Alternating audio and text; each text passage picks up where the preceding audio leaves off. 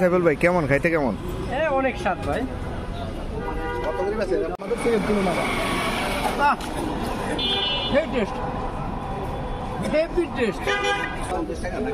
খাইতে কেমন? খাইতে কেমন? এনামুল ভাই আইসক্রিম কেমন লাগে? ভালো ভালো। ছোটবেলার স্মৃতি রোমন্থন করতেছে। এনামুল ভাই